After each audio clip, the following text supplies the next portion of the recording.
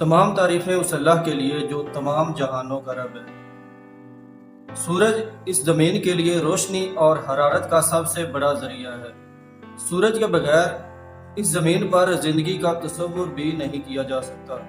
عام سادہ ذہن جب سورج کے بارے میں سوچتا ہے تو وہ یہ خیال کرتا ہے کہ سورج اس کائنات کا سب سے بڑا ستارہ ہے، حالانکہ حقیقت اس کے بالکل برعکس ہے۔ سورج اس کائنات کے اندر ایک ایوریج قسم کا ایک چھوٹا ستارہ ہے، یعنی اس کائنات کے اندر باقی ستاروں کی نسبت جو بڑے بڑے ستارے ہیں ان کی نسبت سورج ایک معمولی اور چھوٹا سا ستارہ ہے۔ اب سوال یہ پیدا ہوگا کہ سورج اگر سب سے چھوٹا ہے یا چھوٹے ستاروں میں شمار ہوتا ہے تو یہ اتنا بڑا نظر کیوں آتا ہے؟ اس کی وجہ یہ ہے کہ سورج باقی ستاروں کی نسبت زمین کے بہت زیادہ قریب ہے، اور یہ کئی لاکھ نوری سال باقی ستاروں کی نسبت زمین کے قریب ہے، جس کی وجہ سے یہ ہمیں بڑا نظر آتا ہے، اور باقی ستارے زمین سے کئی کروڑ اور کئی لاکھ نوری سال دور ہیں، جس کی وجہ سے وہ ہمیں چھوٹے نظر آتے ہیں۔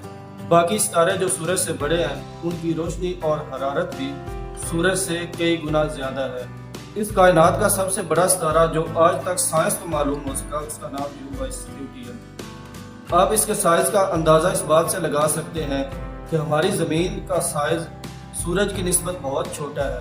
سورج کا سائز ہماری زمین کی نسبت 13 لاکھ گنا زیادہ ہے، اور یو کا سائز سورج کے سائز سے اور اس کے حجم سے 750 ملین ٹائم زیادہ ہے۔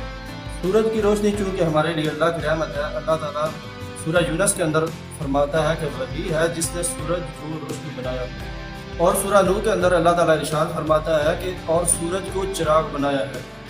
جیسا کہ ہم جانتے ہیں کہ سورج کی ٹمپریچر اور روشنی کا باعث اس کے اندر ہونے والے شدید نیوکلیئر ایٹمی دھماکے ہیں۔ سورج عام طور پر ہائیڈروجن اور ہیلیم پر مشتمل ہوتا ہے۔ سورج کے مرکز کا ٹمپریچر کم سے کم 1,40,00,000 ڈگری سینٹی ہے۔ سورج کے اندر نیوکلیائی عوامل ہوتے ہیں جس میں ہائیڈروجن ہیلیم میں تبدیل ہوتی ہے، جس سے روشنی اور حرارت پیدا ہوتی ہے۔ اس سارے عمل کو قرآن یوں بیان کرتا ہے، اور ہم نے روشنی اور حرارت کا منبع بنایا۔